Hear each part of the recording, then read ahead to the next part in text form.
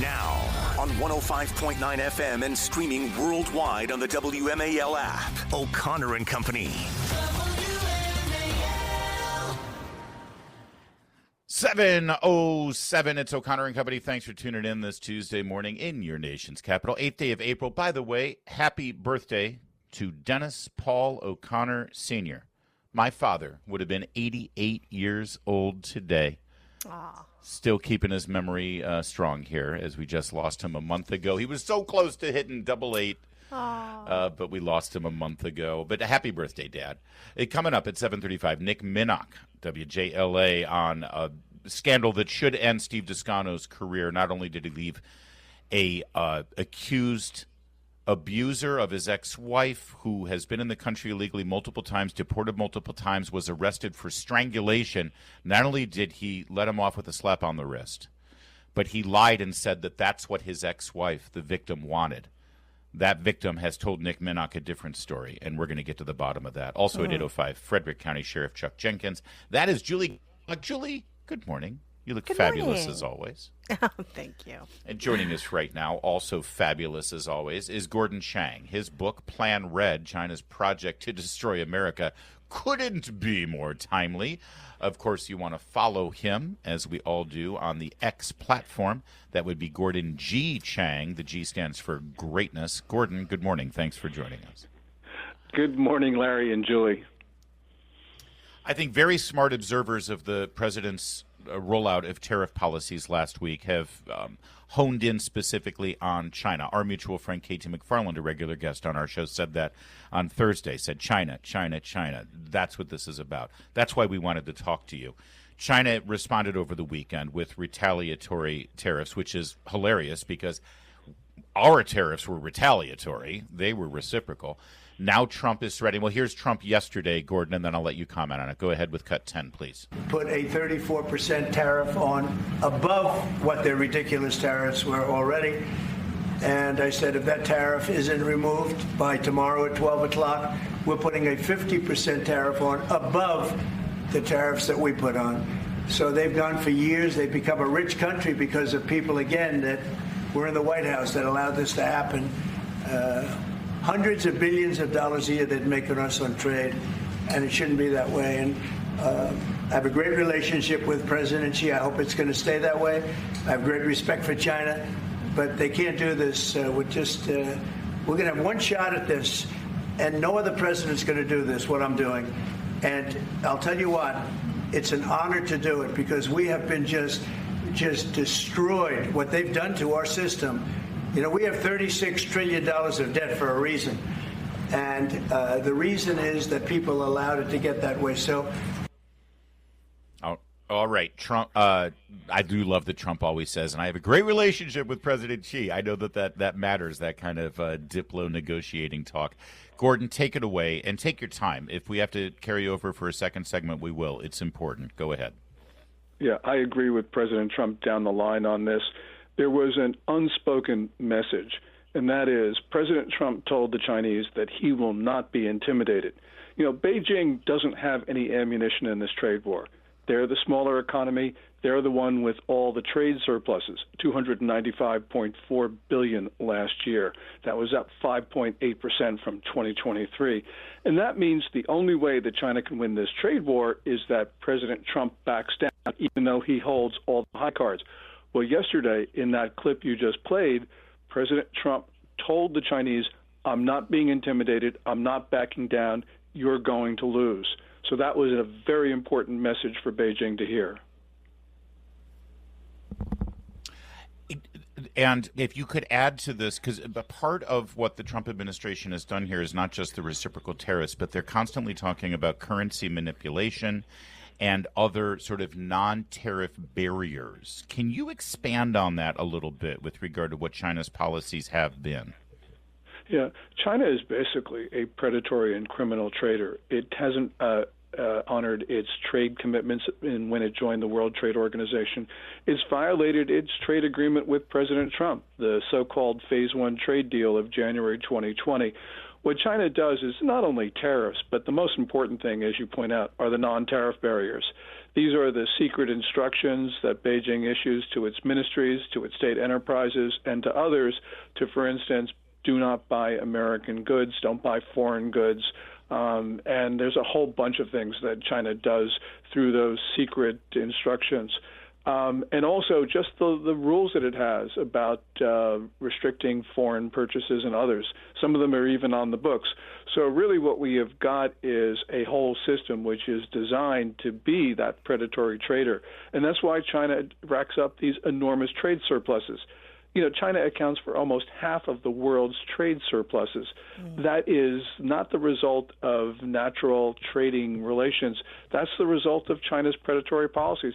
And, you know, it's been on us, you know, Larry and Julie, that we've allowed this to continue. Yeah. You know, we could stop this, and only President Trump, he's the first person to say, I'm not putting up with this anymore. So when he says this is an historic opportunity, he's not kidding. He's absolutely right about that. And the American people, whether they like Trump or not, and I love him, but the point is, even if you don't like him, he's the only president we have. He's the only person who's going to defend us against the Chinese regime's predatory tactics. And if you don't like it, that's tough. But we're Americans, and we got a common enemy right now, and Trump is the only one who can defend us. Gordon, talk to us a little bit about China's economy. You know, China itself, it's a bit of a paper dragon. I don't know much about the Chinese economy, but I do know it is not as strong as they would have Americans believe. Why are they really not on good footing to start this trade war with the Americans? Well, first of all, their economy didn't grow 5.0% as they reported for last year. It was probably maybe 1%, if that. And right now they're at about zero, a little bit above, a little bit below, we don't know. But the price information, they're in a deflationary spiral. All the rest of it indicates it's an extremely weak economy. But there are two things that make it even worse. First of all, even if it were growing at 5.0, it would not be growing fast enough to retire debt that it's accumulated. And second of all, Xi Jinping has turned his back on consumption as the fundamental basis of the Chinese economy. So his only way out of this predicament is to export more, and the world isn't going to accept more Chinese exports. So there is no good outcome for the Chinese economy right now. The Chinese know it, and when the Commerce Ministry a few hours ago said it would fight to the end, well, it's pretty close to the end. All right, let's follow up on that in 60 seconds because, you know, as rough as it's been for our stock market, although yesterday, if you were in the NASDAQ, you actually saw green at the end of the day, not nearly the disaster everyone predicted at the opening bell. It was even worse for China, where Sunday night, I think they dropped 12% in one day.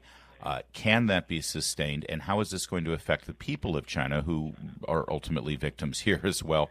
We'll get all of that and more with Gordon Chang in just a moment. First, though, it's 7:15.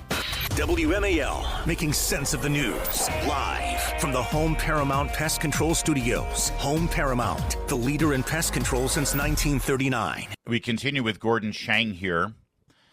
Again, talking about China, his book, Plan Red, China's Project to Destroy America, we are seeing play out here. Trump instituted his tariff plan last week. Most observers recognize that this was really specifically about China. And the markets on both sides of the Pacific have reacted, but China much more drastically. The China stock market overnight, Sunday night into yesterday morning, dropped 12%. It basically closed flat, down a little bit. It's down overall 4% in the past week. Gordon, it's funny to talk about an authoritarian, totalitarian communist government and their stock exchange, but does that matter to anyone other than the select few who have been anointed by Beijing to be allowed to own capital and invest? How does this affect the Chinese people, and will this manifest in some kind of pressure on the government to break? Yeah, the Chinese people have generally turned their back on the Chinese stock markets for a number of reasons, and that's why they bought property. They view vacant flats as a store of value rather than stocks. You know, China has these high currency walls, so the Chinese people can't invest outside readily. And so what they have done is they have basically said no to equities, but yes to real estate. The stock exchange, which is measured by the CSI 300, basically is a signal to foreigners. And it dropped 7.0% a day ago. It was up like maybe 1.7 yesterday, but that was because of official policies. It's not because the Chinese institutions have become more bullish. They certainly haven't. But the government, sorry to pause you there, real fast. That was basically the communist government stepped in and instituted some. Was it monetary policies or some sort of? They basically tinkered with their version of the Dow, right? Absolutely. What they did was they authorized buybacks by companies. They had the insurance companies come in. Essentially, they had the sovereign wealth fund promise to buy stocks. So essentially, it was a government-engineered rally, and really does not reflect anything other than the government's willingness to even buy more privately owned shares. Thank you. Got it. Gordon, J.D. Vance, Vice President J.D. Vance tweeted the other day about how the Chinese should not own a single blade of grass. But the CCP's sort of infiltration into the United States, it isn't just in land ownership. They are all over the United States, and it is very concerning. When are we going to see this acted upon by the Trump administration? Obviously, J.D. Vance's statement shows a commitment to that, but when are we going to see some real action? I think that we're going to see it fairly soon, and the reason is that this trade war is going to continue. The Chinese, Xi Jinping essentially has configured the Communist Party at the top so that only the most hostile and belligerent answers are considered acceptable, which means he's not going to give up the trade war. They're going to fight for a very long time. And that means, I think, that the struggle is going to go into other domains. So it will go into, for instance, Chinese ownership of farm and ranch land. It will go into Chinese ownership of shares, Chinese ownership of U.S. technology. All of these areas are open for further restrictions, which is what we have to do anyway. But I think it will occur pretty soon because this is a fight that isn't going to end anytime within the next several months. Gordon Chang is our guest, and you should educate yourself on this issue so you're well versed. Plan Red, China's Project to Destroy America is his book. That's a real good start in that education. Gordon, what is Beijing more worried about? Tariffs from President Trump and the cost of exporting all of those things that are manufactured there, or companies pulling out from their contract manufacturers and either manufacturing here at home or in other Pacific Rim countries? What hurts them more? I think the tariffs do. And the reason is that Xi Jinping is happy to see some foreign companies leave because he believes that the Chinese market should be reserved for Chinese state enterprises. So when the foreigners Wait a second. That sounds like Trump. I mean, why is it okay for them and not for America to say that? Well, the tactics differ. President Trump uses more persuasion. The Chinese use criminal ways to force foreign companies off their soil. They don't want the foreign manufacturers at this stage to leave because of the trade war, but Xi Jinping privately smiles when they do go. The tariffs, though, are an existential matter because, as I mentioned, China's only way to rescue its economy is to export more. When Trump closes off the U.S. market, it's irreplaceable in the short and intermediate term. And it also means that other countries raise their tariff walls to Chinese products. So it's not just the United States. Trump is having an effect around the world because he's recognized that the rules-based trading order doesn't exist anymore. So every country is now starting to move for itself, and that puts China out in a very difficult place. All right. Gordon, one last thing here. Anybody who's got family members or are themselves in the military, specifically the Navy and Marines, know that there's a mobilization right now for Pacific Rim exercises.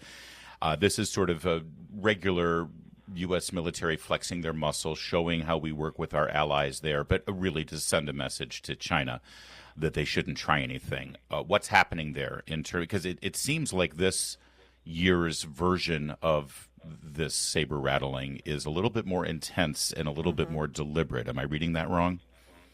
Certainly in China, that is right, because Xi Jinping is mobilizing all of society, not just the military, but civilians. He's calling up reservists. He's basically expropriating privately owned factories to make materials for war. And we see the Chinese military engage in very, very belligerent activity with regard to South Korea, Japan, Taiwan, Philippines, Australia, New Zealand, and that's just in the last 3 weeks. Yeah, and they're still on the record. I mean, their leaders, military leaders as well as civilian leadership, not that there's a big difference, said over a decade ago, they will own Taiwan. They are taking Taiwan, and there's just a timeline on that. The American military leaders know that. It's just that it seems like this is the first government in a while that's taking it seriously. Am I right about that? Yes, well, Xi Jinping has staked his personal legitimacy on annexing Taiwan. I don't know if he's ready at this moment, but that's the reason why he's going after these other countries. But the point is, Xi Jinping has made it clear, as you say, that he's taking over Taiwan come hell or high water, whether it's peaceful or through the use of force. And because the people in Taiwan don't think they're Chinese, it's going to be through the use of force, and that means we need to stop them. Thank you, Gordon. Always sobering and important, and I want to make sure that everyone who tunes into this show keeps their eye on what's really happening here with these tariffs and what the real narrative needs to continue to be. China is not our friend, and the sooner our American corporations recognize that, the better. Thank you, Gordon. Always good to talk with you. Thank you, Larry, and thank you, Julie. It is 7:24. Now on 105.9 FM and streaming worldwide on the WMAL app. O'Connor and Company. It is 7:37, and it's O'Connor and Company here on a busy Tuesday morning. Coming up at 8:05, we're going to speak with the sheriff of Frederick County, Chuck Jenkins, because those geniuses in Annapolis don't want the sheriff to cooperate with federal law enforcement officials on ICE deportations. Brilliant. What could go wrong there? It's Larry O'Connor with Julie Gunlock. And to answer that rhetorical question, one must only turn to Fairfax County, where their Commonwealth's attorney, although they constantly claim they do not have sanctuary policies, that Commonwealth's attorney seems to bend over backwards to ensure that nobody who is apprehended by the police, no matter how heinous the crime, will not be incarcerated long enough to be deported if they're in the country illegally. Our friend Nick Minock, WJLA, has the report. Let's listen to a little bit of it, and we'll bring Nick in. In January, Wilmer Osmani Ramoski-Roan was charged with strangling, abducting, and assaulting his ex-wife. That's 2 felonies and a misdemeanor. He faced up to 15 to 16 years in prison. But since Fairfax County Commonwealth's Attorney Steve Descano's office cut a plea deal, Ramoski-Roan was released from jail after 2 months, according to court documents in the Fairfax County Sheriff's Office. ICE told 7 News that Ramoski-Roan is illegally present in the U.S. and that he was previously deported twice. Descano's website says wherever possible, Steve will make charging and plea decisions that limit or avoid immigration consequences. I asked Steve Descano's office why they dropped the felony strangulation charge. In a statement, Descano's office claimed that the outcome in this case was based primarily on the victim's wishes and that she wanted to minimize the impact on his record and avoid a felony conviction. Descano's office says this agreement achieved the outcomes that the victim wanted. There you go. You just heard Nick Minock, Emmy-winning journalist at Channel 7, WJLA, explain that, according to Descano's office, it was the victim, the ex-wife, who had been strangled by her ex-husband and had been menaced and abducted and assaulted. She wanted Descano's office to go easy on her ex-husband. Now you're going to find out why Nick Minock won that Emmy, along with his great team there. Nick, thanks for joining us this morning. Hey, good morning, Larry. So, is Descano's office telling the truth? Not according to the victim, no. So when Descano's office sent me their statement that this is what the victim wanted, I just had a sense that that wasn't right. The victim filed emergency protective orders for herself, not only in that January case where she was allegedly choked, strangled, assaulted, abducted, but back in 2019, he pointed a gun at her allegedly when he was drunk, and she filed an emergency protective order for herself then too. And this is a woman, a single mom, who doesn't want contact with him and has 2 young children. So I found her phone number. I called her. I asked her, is this true? Is this what you wanted? You wanted him to only serve 2 months? Is that true? When he faced 15 to 16 years behind bars, she told me that wasn't true. The victim told me that attorneys told her that her ex-husband would serve 15, 16 years in prison, and that's what she agreed with because she told me she feared for her safety. She said to the prosecutor that this man was harassing her. She feared something would happen again. And she told 7 News she fears something will happen now that he's out. She said he's dangerous. Wow. Dangerous. And she said at one point the prosecutor wanted Rimouski-Roan to serve 1 month in jail, but she disagreed with that. And her ex-husband's attorney, she said, came to her and asked her to drop the charges, and she outright refused. So this is according to a victim. And it's so the opposite is true, Julie. Yeah. It's the opposite. Hey, Julie. Wow. Hey, Nick. Look. Do you get a sense that because what you did here was you got a statement from Descano's office and then you checked that statement with the victim?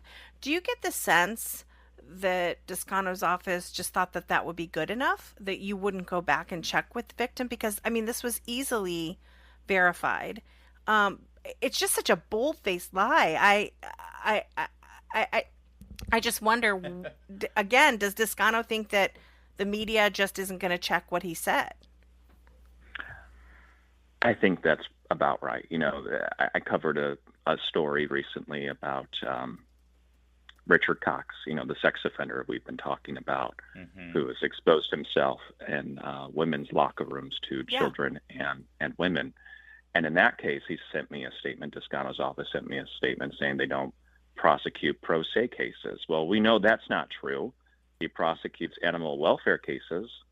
And pro se cases, by the way, for folks who don't know, is when someone elects not to have an attorney, chooses not to have a public defender represent themselves. So Descano's office told me they don't prosecute cases where the defendant doesn't have an attorney. We know that's not true.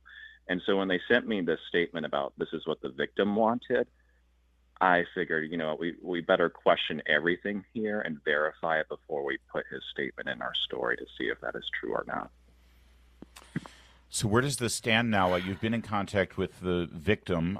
Is the victim getting any kind of protection here? It's last I checked, Steve Descano ran on wanting to protect women from horrific violent crime, and boy oh boy has the opposite happened, at least in terms of this poor woman. Yeah, at the moment, Descano's office said that there's a 2-year protective order against her. You know, hopefully that will be enough for this woman and her 2 young kids. You know, she has 2 kids with this man. You know, hopefully he doesn't harm her again. I mean, a protective order, is that going to work? We'll see. Hopefully. Yeah. And real fast on the deportation aspect here, your reporting shows that ICE confirms he had been deported twice already. I'm assuming that his status here has not changed. He is in the country illegally now again. So it is ICE on this, and was part of the release here after only 3 months. Was this partly? Did it manifest in Fairfax County not cooperating with ICE and handing him over for another deportation proceeding? Right. So this man is still illegally present in the U.S. according to ICE. He's a Guatemalan national. He's been deported twice. He's been deported twice after federal gun crimes and convictions. He served 9 months in prison after that 2019 case I referenced where he pointed the gun at his ex-wife. After he served time, he was deported in 2020. He came back to Fairfax County each time, making his way back here. And so when he was charged with strangulation, abduction, and assault, 2 felonies and a misdemeanor, in January, ICE lodged a detainer with the Fairfax County Sheriff's Office. And ICE told me the Fairfax County Sheriff's Office released this man in March, at the end of March, just a couple of weeks ago, and did not honor ICE's detainer. So he's out in the community as far as we know right now. And that is Sheriff Stacey Kincaid's policy, is not to cooperate with ICE, not to honor ICE detainers. She lets them loose. Right, but you're amazing Fairfax County supervisors will still maintain that they do not have sanctuary policies in Fairfax County. Nick Minock, which is absolutely also not true. Yep. Right. It's not true. It isn't true in any way whatsoever. Nick Minock, absolutely brilliant reporting, and thank you for pursuing this story. I'm sure that there will be, I sure hope there will be a follow-up, and we'll get more reaction from Commonwealth's Attorney Toscano's office. Great job, my friend. We're proud of you. Good stuff. Thank you, Larry. Thank you, Julie. Later this morning on the Chris Plant Show, Michelle Obama's new podcast is so awful, they're calling it humiliating. No, Michelle is a tramp. 9 a.m. on WMAL. So the liberal media is going nuts here. Axios, Washington City paper. Trump is going to get a military parade in D.C., and it's on his birthday, and it's all about his fascism and how he's going to have tanks roll through the town to celebrate him being a dictator, and it's all to just celebrate his own birthday, and it's narcissism and it's birthday. Okay, so this the Axios story does point out that June 14th, yes, Trump's birthday, also is the birthday of the United States Army, 250th there you go. birthday. It's when the Continental Congress empowered and activated a standing Continental Army for the colonies at the time. And George Washington was named its commander-in-chief, and that's kind of an important thing that they left out there. Yeah, they always do. Axios mentioned it. I don't see Washington City paper mentioned it. But one thing that both publications left out as well, Julie, June 14th. Oh, it's just for Trump. It's his narcissism. It's his ego. He's a dictator. June 14th is Flag Day. It's Flag Day. And every grade school child knows it. It's the day that you go to school and wave the flag of a foreign country. Well, I'm not sure supposed to do that. Room. Oh, right, Yeah. of a foreign country. That's It's the right. day you wave the Ukraine flag. There you go. That's right. Or the trans flag.